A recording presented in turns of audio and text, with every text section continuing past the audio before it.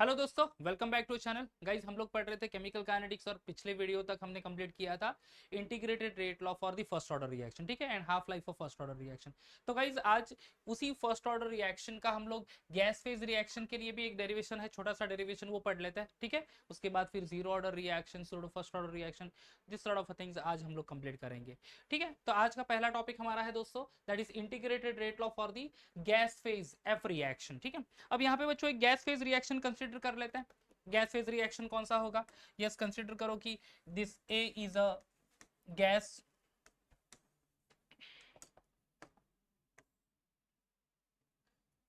Consider करो कि ये एक गैस है, right, which is reacting to forms B in a gaseous state, sorry, and C in a gaseous state. समझ में आ गया? तो एक ये एक रिएक्टेंट है, गैसियस रिएक्टेंट, जो कि रिएक्ट होने के बाद दो हमें प्रोडक्ट मिल रहा है, both are in gaseous state only, ठीक है। हम लोग कॉन्सेंट्रेट करेंगे यहाँ पे gas phase of the reactant. अब बच्चों इनिशियल यहाँ पे गैस है रिएक्शन, तो इंस्टेड ऑफ कॉन्सेंट्रेशन हम लोग कंसिडर करेंगे प्रेशर, ठीक है। तो इनिशियल प्रेशर क्या होगा दोस्तों? इनिशियल प्रेशर समझ लो है से initial pressure is, let initial pressure of A is PI, ठीक है। इनिशियल प्रेशर क्या है यहाँ पे? PI, and that is actually से डिक्रीज हो गया by X,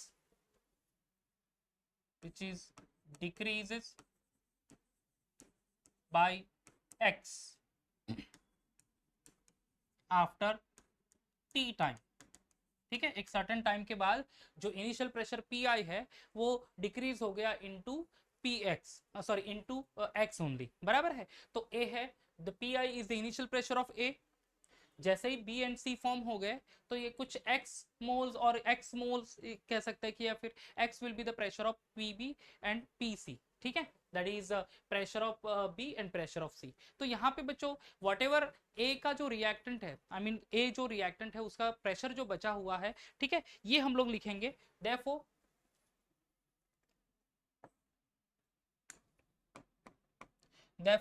the pressure of unreacted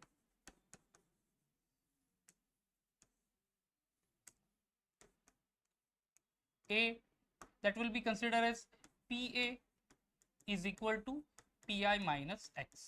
समझ में आ गया ये चीज? ठीक है, इसको हम लोग कंसिडर कर लेते हैं equation number 1।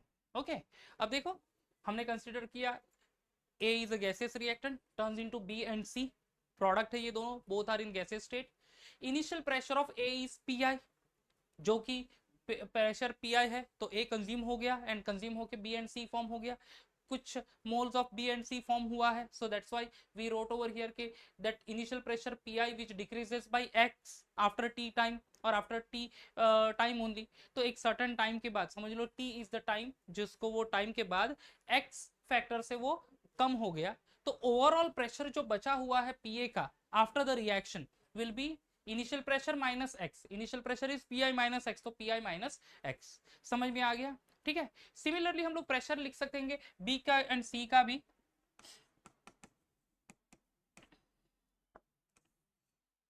Now the pressure of B and C, that is PB is equal to PC, that is equal to X। समझ में आ गया? ये कैसे आ गया? इनिशियल प्रेशर A का है PI, उसमें से X moles of substance form हुए, या फिर pressure of B and C X consider कर लेते हैं, तो जो भी प्रेशर है बी का एज वेल एज प्रेशर सी का वो सेम है, दैट इज एक्स ओनली, ठीक है। एंड बचा हुआ जो अनरिएक्टेड ए है उसका प्रेशर है PI माइनस एक्स। क्लियर हो गया ये चीज? अंडरस्टूड? आगे बढ़ेंगे बच्चों। अब यहाँ पे आपके पास है PA का प्रेशर, PB का प्रेशर, PC का pressure, therefore we will going to write total pressure which is P, ठीक है। अब टोटल प्रेशर P क्या आएगा दोस्तों? Total pressure P is nothing but PA plus PB plus PC, ठीक है। टोटल प्रेशर तो ए का प्रेशर, बी का प्रेशर, सी का प्रेशर, सारे के सारे प्रेशर हम लोग अगर एड ऑन कर लेंगे will be getting a total pressure. अब पी ए का प्रेशर कितना है, पी आई माइनस एक्स, कितना है बच्चों, P I minus X, plus PB का कितना है एक्स, प्लस पीसी का कितना है एक्स। ठीक है, अब यहाँ पे minus X plus x will definitely get cancel. ठीक है, ये तो minus X plus x cancel हो जाएगा, ये और ये चीज डन। तो फिर फाइनली हमारे पास ये कितना नंबर होगा, ठीक है, that is P is equal to P I minus X. चलो ये हमारे लिए प्रेशर हो गया बच्चों, टोटल प्रेशर, इसको हम लोग कंसिडर करते हैं, दैट इज 2, इक्वेशन नंबर 2। समझ में आ रहा है, हमने एक गैसियस रिएक्टेंट दिया है, turns into the gaseous product. Gaseous reactant A का इनिशियल प्रेशर है पी आई, और वो कुछ एक्स प्रेशर से डिक्रीज हो गया आफ्टर सर्टेन टाइम्स, तो फिर pressure of unreacted A will be P A which is considered as P I minus X. ठीक है, पीबी एंड पीसी का प्रेशर है X, total pressure sum of pressure of PA PB and PC, तो PA plus PB plus PC, P I minus X plus X plus X, तो X X get cancel, तो P I minus X ही बचेगा at the, P I plus x बचेगा at the and, sorry P I minus x लिखा था मैंने, okay, it is P I plus x, understood. अब P I plus x है तो फिर आगे फाइंड क्या कर लेंगे हम लोग, we are going to write that the value of X over there, therefore x is equal to ये x, ये पी आई इस तरफ आ जाएगा, तो p माइनस पी आई, ये एक और x की वैल्यू हमें यहाँ पे मिल जाएगी। इसी को एक्चुअली हम लोग इंस्टेड ऑफ दिस वन, इसको हम लोग नंबर 2 दे देते हैं, इक्वेशन नंबर 2। ठीक है, x is equal to p minus P I. अब बच्चों इक्वेशन नंबर 1 में देख लो तो what you got over here, P A is equal to P I minus X, हमारे पास यहाँ पे x की वैल्यू है that is p minus P I, तो ये x की वैल्यू इक्वेशन 2 के इक्वेशन 1 में सब्सटीट्यूट कर लेते हैं। ठीक है, आगे बढ़ाएंगे यहाँ पे,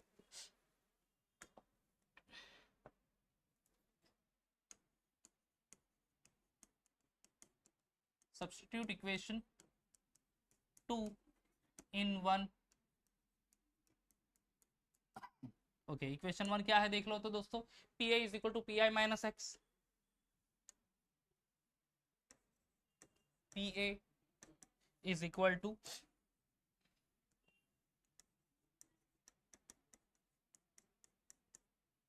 ना what is the value of x, ये देखो तो x की value p minus P I.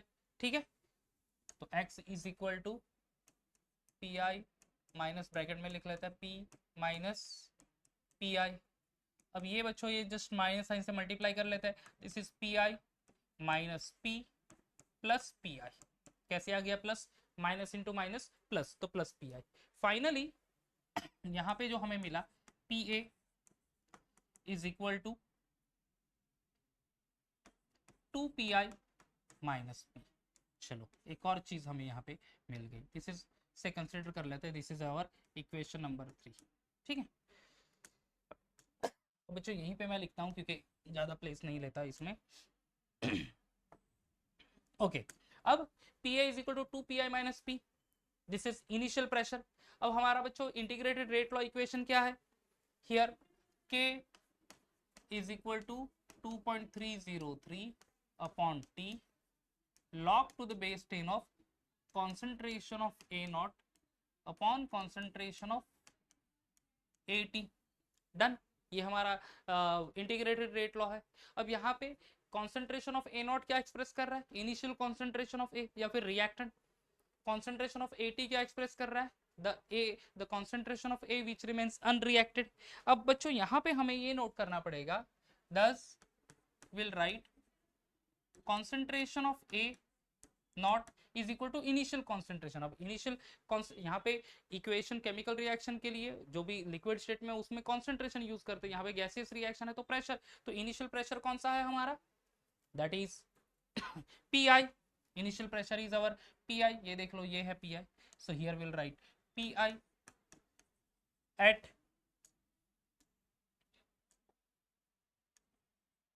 Time t equal to 0, right.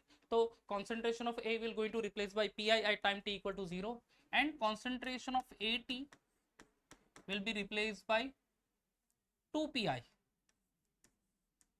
minus P at time t equal to t। बराबर है। ये अनरिएक्टेड कॉन्सेंट्रेशन है ए का, that is P A, 2 pi minus P. अगर जस्ट सिंपली इक्वेशन को replace कर ले हम लोग concentration of and concentration of AT को, तो 2k is equal to 2.303 t log to the base 10 of this is pi upon that is a naught ना, 2 pi minus P. ये हमारा बच्चों फाइनल इक्वेशन आ जाता है, that is integrated rate law for the gas phase reaction. Start कहाँ से किया था हमने, that is reactant A forms reactant B, product B and product C. Initial pressure A का पी आई जो डिक्रीज हुआ by X after time T, therefore pressure of unreacted A will be PA, तो PI minus x, x form हुआ है तो उसमें से minus करना पड़ेगा इनिशियल प्रेशर में से, तो PI minus X. Now the pressure of P and C will be X only, जो कि ये प्रोडक्ट है वही उसका ही pressure, correct. Total pressure PA plus PB plus PC, PA PB plus C की वैल्यू डाल दी तो P is equal to PI minus X, therefore X is equal to P minus PI। ये X की वैल्यू हम लोगों ने इक्वेशन 1 में जो X है वहां पे प्लेस कर दी, ठीक है। तो फिर क्या मिला यहाँ पे, P A is equal to P I minus x, x is P minus P I, तो यहाँ पे माइनस साइन से मल्टीप्लाई कर लेते हैं, तो P I minus P plus P, therefore P A is equal to 2 P I plus P I that is 2 pi minus P. अब ये यहाँ पे इंटीग्रेटेड रेट लॉ है बच्चों, ये फर्स्ट ऑर्डर रिएक्शन का। Here A naught is the initial concentration, here initial pressure is pi at time t equal to 0, concentration of AT is unreacted concentration, here unreacted pressure is 2 pi minus p at time t equal to t, just replace करना है A naught को and AT को, तो फिर final equation मिला that is k is equal to 2.303 t log to the base 10 of pi divided by 2 pi minus p। Done for the day, ठीक है, clear हो गया ये चीज, ओके बॉस। तो फिर आगे बढ़ते हैं बच्चों, the next thing our next topic is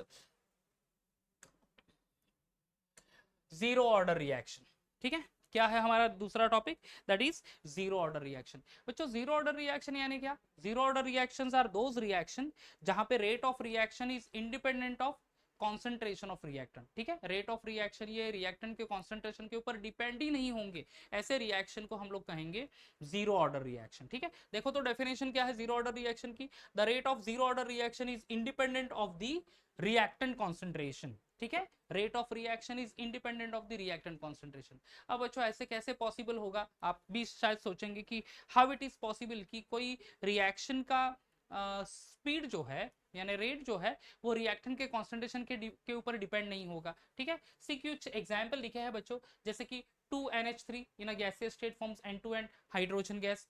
Actually the reaction is carried out in platinum, in presence of platinum only. 2N2O in a gaseous state carried out reaction in presence of platinum to forms 2N2 plus O2।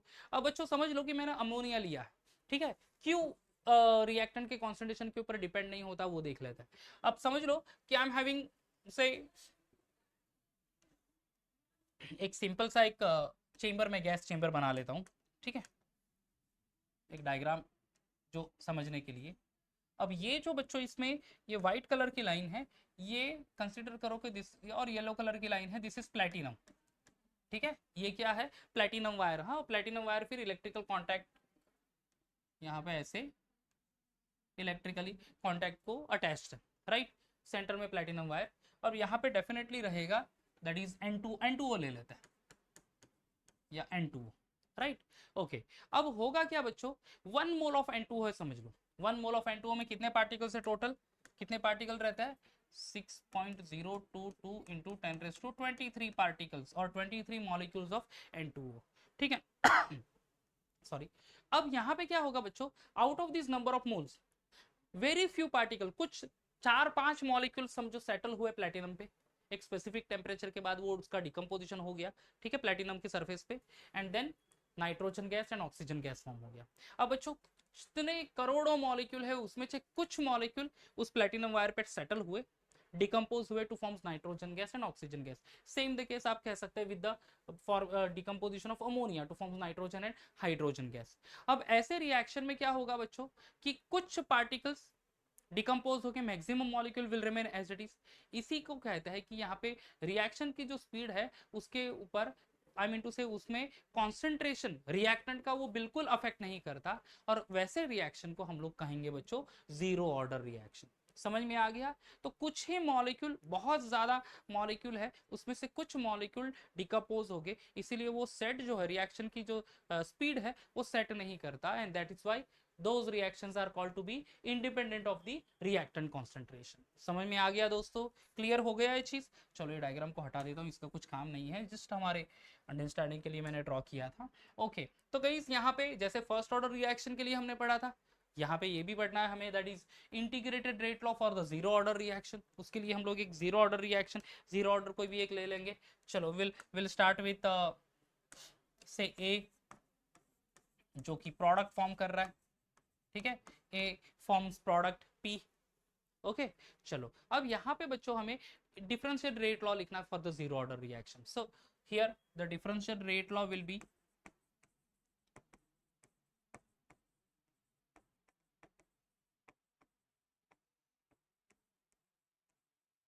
Okay, differential rate law is, ठीक है, differential rate law क्या होगा दोस्तों, rate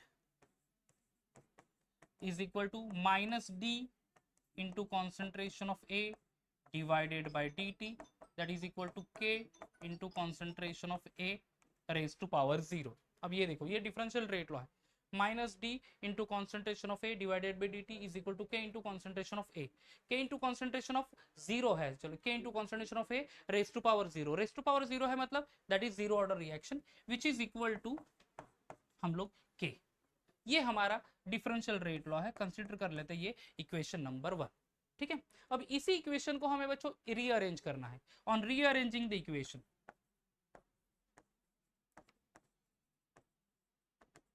on rearranging the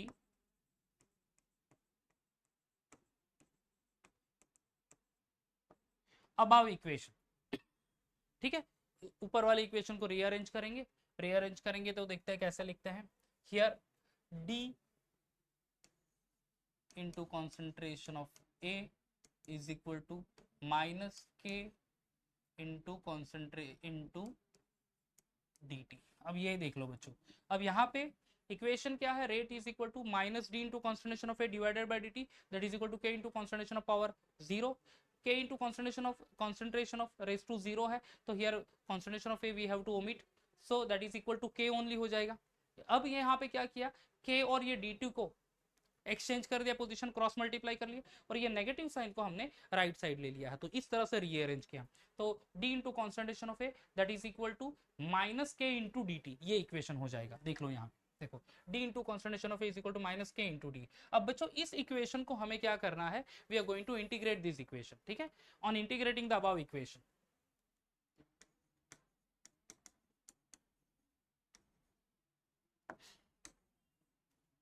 on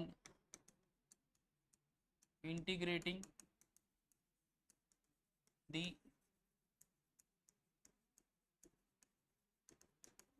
above equation, ठीक है, here concentration of A is equal to concentration of A naught at time t equal to 0 and concentration of A is equal to concentration of AT at time t equal to t, right। देखो d into concentration of A is equal to minus k into t, k into dt, यहाँ पे we are going to integrate the equation, so concentration of A is equal to A naught at time t equal to 0 and concentration of A is equal to concentration of AT at time t equal to t।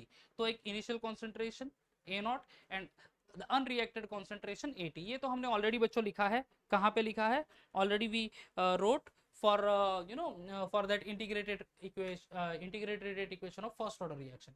Now we are going to write the integration of d into concentration of A, where integration is running from A naught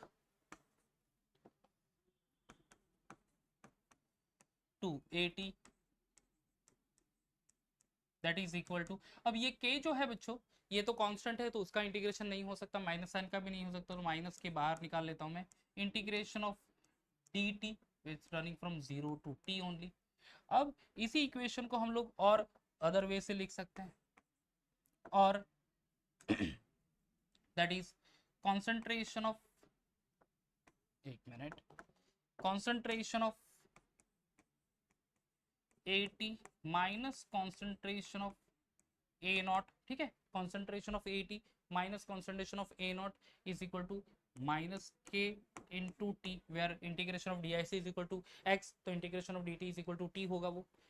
Simply ये negative sign हटा देना है.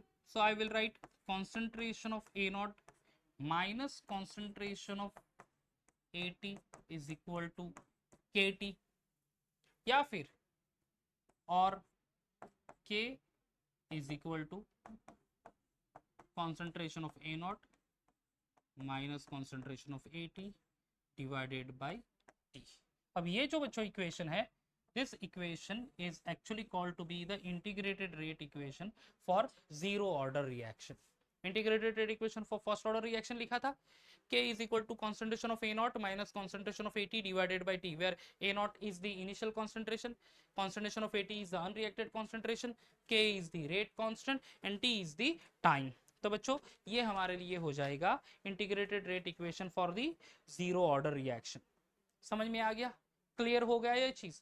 ठीक है, अब आगे बढ़ते हैं. आगे बढ़ेंगे बच्चों, इसका हाफ लाइफ ऑफ रिएक्शन भी तो कंप्लीट करना है. ठीक है, so will go ahead for the half life of reaction. Half life of reaction यानी क्या बच्चों? The rate of reaction is one half to its initial concentration. So whatever the time required to change the concentration from initial to one half of its initial concentration, that is called as half life reaction denoted by T half. First order reaction में definition भी पढ़ ली थी हमने. Just अभी यहाँ पे T half find करेंगे बच्चों, किसके लिए फाइंड करेंगे? जीरो ऑर्डर रिएक्शन के लिए. उसका इंटीग्रेटेड रेट इक्वेशन जो है उसी से स्टार्ट करते हैं. K is equal to concentration of A naught is equal to concentration of AT divided by T. ठीक है, स्टार्ट कर लेते हैं बच्चों यहाँ से. So here K is equal to concentration of A naught minus concentration of AT divided by T, right? Okay, ये हो गया. अब बच्चों यहाँ पे ये concentration of AT क्या है? unreacted concentration of A. ठीक है, और of any general reaction, या फिर A as a reactant है तो फिर यहाँ पे लिख लेंगे बच्चों concentration of AT is equal to, ये क्या होगा? A naught divided by 2. ठीक है, A naught divided by 2 at T is equal to T half. T is equal to क्या है बच्चों? T is equal to T half है. देखो concentration of AT, initial concentration अगर समझ लो 1 मोल कंसिडर कर लेंगे हम लोग, इट इज 1 मोल, तो उससे आधा होगा वो.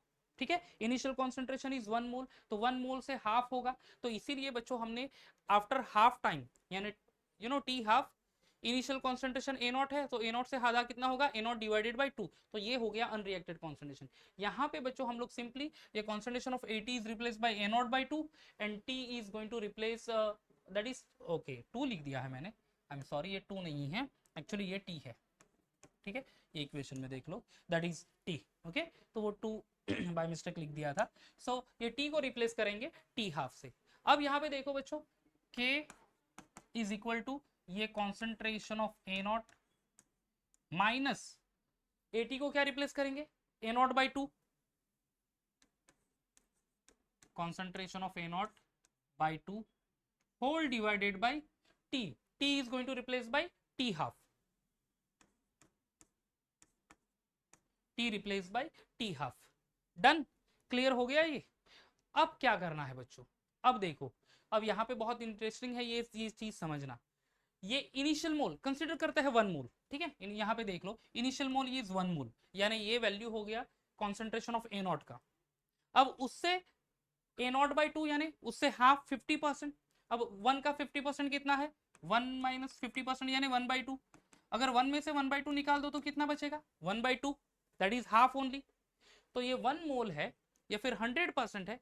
100% में से 50% अगर आपने सब्ट्रैक्ट कर लिया तो बचेगा कितना? 50%. तो यहाँ पे K is nothing but concentration of A not divided by 2 into T half. समझ में आ रहा है ये चीज? A not divided by 2 into T half. ये T हाफ तो ये चीज है. ओके, डिनोमिनेटर में है वो. तो गाइस ये इनिशियल कॉन्सेंट्रेशन, उसका 50% आधा हो गया, that is A naught by 2. तो initial concentration minus A naught by 2, that will remain A not divided by 2 only into ये आ जाएगा K. समझ में आ गया? यहाँ पे मैंने ये इसको अच्छे तरह से समझा भी दिया है. अगर इनिशियल कॉन्सेंट्रेशन 1 मोल है, उसमें से एक टी हाफ टाइम के बाद उसका कॉन्सेंट्रेशन आधा हो जाएगा 1 से कंपेयर टू 1, तो 1 का हाफ कितना है 1/2, तो 1 - 1/2 दैट विल बी 1/2. तो here the same way concentration of A0 minus concentration of A0 by 2 that will be concentration of A0 divided by 2 into ये T half तो लेना पड़ेगा साथ में. Therefore we'll write over here T half is equal to concentration of A0 by 2K. ये हमारे लिए बच्चों हो गया द फाइनल इक्वेशन. किसके लिए? The final equation of integrated rate law for the zero order reaction. आप ये देख सकते हो इतना जीरो ऑर्डर रिएक्शन आपको आएगा. ये 2 मार्क के लिए ये छोटा सा डेरिवेशन आता है जैसे ही integrated rate law for the first order reaction आता है. दोस्तों क्लियर हो रहा है ये चीज? अंडरस्टूड? ठीक है, चलो आगे बढ़ते हैं फिर. होपफुली क्लियर हो गया होगा बच्चों. Okay, done. Now next that is pseudo first order reaction. ठीक है, सूडो फर्स्ट ऑर्डर रिएक्शन. अब बच्चों we have so many reactions, ऐसे बहुत सारे रिएक्शंस है नेचर में जो शायद हायर ऑर्डर काइनेटिक्स फॉलो करे, यानी सेकेंड ऑर्डर थर्ड ऑर्डर हो सकता है, but it's force to write as a first order reaction. ठीक है, फोर्सफुली उसको हमें as a first order reaction consider करना पड़ता है. ऐसे रिएक्शंस को बच्चों हम लोग सूडो फर्स्ट ऑर्डर रिएक्शन कहते हैं. क्या है definition? Certain reaction which are expected to be higher order. ठीक है, certain reaction which are expected to be higher order expected है, follow the first order kinetics. ठीक है, follow the first order kinetics. such a reactions are called as pseudo first order reaction. understood? ठीक है, तो ऐसे reaction जहां पे rate of reaction is actually depends upon concentration of more than one reactant. एक reactant से ज्यादा reactant के कॉन्सेंट्रेशन के ऊपर उसकी स्पीड डिपेंड होगी. But we are forcefully going to write that particular reaction is only or you can say the speed is depend upon concentration of only one reactant. तो higher order तो है, but we are going to write as a first order reaction. So such reaction are called to be pseudo first order reaction. एक example ले लेते हैं, organic का reaction है actually, that is CH3COOCH3. क्या compound का नाम क्या है बच्चों? कौन से फंक्शनल ग्रुप से बिलोंग करता है? ये बिलोंग करता है from ester, right? And this is the reaction of hydrolysis of ester. Esterification reaction, I think so alcohol, phenol, ether में आपने पढ़ा होगा. ठीक है, even this one carboxylic acid में actually aldehyde ketone and carboxylic acid में preparation method of acid as well as reactions of acid में आपने पढ़ा होगा ये चीज, राइट? ओके, तो CH3COH हाइड्रोलाइज करेंगे यानी क्या बच्चों? हम लोग वाटर ऐड करेंगे उसमें. जैसे ही वाटर ऐड कर लेंगे तो ये CH3 को रिप्लेस कर देगा H ऑफ वाटर, तो CH3COO है, CH3 रिप्लेस हो गया H से, तो क्या बन जाएगा? CH3COOH, that is acetic acid. अब वाटर में से OH बचा हुआ है, that combine with the CH3 group, that is methyl group, बन जाएगा यहाँ पे CH3OH. ठीक है, तो ये एक हाइड्रोलाइसिस रिएक्शन है किसका? एस्टर मॉलिक्यूल का. एस्टर जब हाइड्रोलाइसिस करेगा तो 2 फंक्शनल ग्रुप फॉर्म करेंगे बच्चों. दिस इज कार्बोक्सिलिक एसिड, ये एसिटिक एसिड है, और ये है methyl alcohol. Carboxylic acid and alcohol form होता है बच्चों. डन. चलो अब यहाँ पे बच्चों इंटीग्रेटेड रेट लॉ लिखेंगे इसका. अब देखो, rate is equal to K dash, simply we have to write K dash over here, into, अब यहाँ पे 2 रिएक्टेंट है. ठीक है, एक रिएक्टेंट है CH3COOCH3, दूसरा रिएक्टेंट है वाटर. समझ लो यहाँ पे बच्चों कि ये जो है 1 मोल ऑफ से रिएक्टेंट यहाँ पे यूज हुआ है. ठीक है, कितना रिएक्टेंट? ये 1 मोल ऑफ वाटर, और इसका मोल तो 0.1 मोल ही है सिर्फ. ठीक है, कितना मोल है? 0.1 मोल. तो 0.1 mole of methyl acetate is reacting with 1 mole of H2.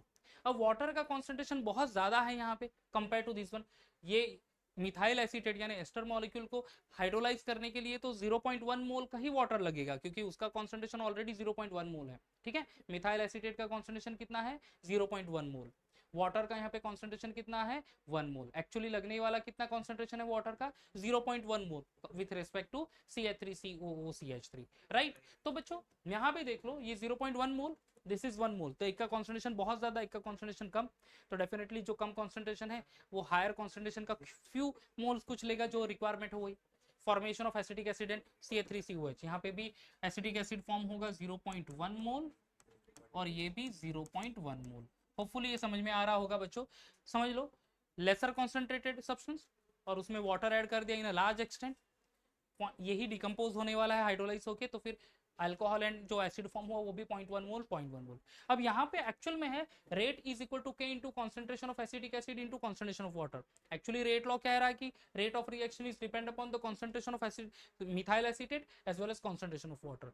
But बच्चों as I said concentration of H2O is very much higher, so that's why it is considered as a constant। उसको डिनोट करेंगे by putting K dash, K double dash actually, ठीक है। तो 1 मोल है, बहुत ज्यादा concentration लगेगा एक्चुअली 0.1 ही, तो 0.1 लग रहा है यानी 0.9 मोल बचेगा, तो 0.9 mole is nearly equal to 1 mole, यानी कुछ भी कॉन्सेंट्रेशन वाटर का यूज नहीं हुआ ऐसा कंसिडर करेंगे हम लोग।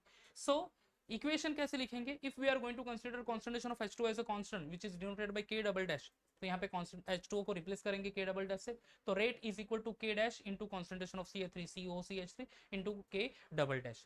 अब बच्चों K dash into K double dash, ठीक है, एक ये न्यू कांस्टेंट आ जाता है that is called as K, तो rate is equal to K into concentration of CH3COOCH3। अब ये जो है बच्चों this reaction that is the reason why is called to be first order kinetics, ठीक है। एक्चुअल में है हायर ऑर्डर काइनेटिक्स, बट एक का कॉन्सेंट्रेशन इतना ज्यादा होगा, अंडरस्टूड, कि very few moles are used, तो उसके कॉन्सेंट्रेशन के में ना के बराबर चेंज हो आया होगा, वाटर के कॉन्सेंट्रेशन में ना के बराबर चेंज आया, and that is the reason why हम लोग कहेंगे कि actual follow the higher order kinetics, but we are forcefully writing that it is follow only first order kinetics, so such a reaction is called as pseudo first order reaction. समझ में आ गया दोस्तों, clear हो रहा है ये चीज, ठीक है। तो बच्चों ये एग्जाम में क्वेश्चन आया था, स्टेटमेंट लिखना है 1 मार्क के लिए, एग्जाम्पल अलॉन्ग विथ ये finally mathematical expression rate is equal to K into concentration of CH3COCH3 इतना लिख देंगे, आपको 1 और मार्क मिल जाएगा यहाँ पे। ये 2 मार्क का बहुत बहुत ईजी टॉपिक, एंड इनफैक्ट बहुत बार पूछा भी है बोर्ड एग्जाम में। तो गाइस आपने ये जीरो ऑर्डर रिएक्शन से पहले या integrated rate law for the gas phase reaction derivation है छोटा सा, लर्न कर देना है, देन आपको कंप्लीट करना है that is zero order reaction definition, integrated rate law of zero order reaction, half life of zero order reaction, right, and then finally this one, okay, that is pseudo first order reaction. Next lecture जो हमारा आखिरी lecture होगा इस chemical kinetics का, जहाँ पे collision theory हम लोग पढ़ेंगे बच्चों, एक टॉपिक है बहुत ही easy topic, and again 2 mark के प्रॉब्लम भी उसमें आते हैं, डेरिवेशन छोटा सा ही है वो भी लर्न कर लेंगे। तो नेक्स्ट वीडियो में मिलते हैं बच्चों, तब तक bye bye and take care and study well.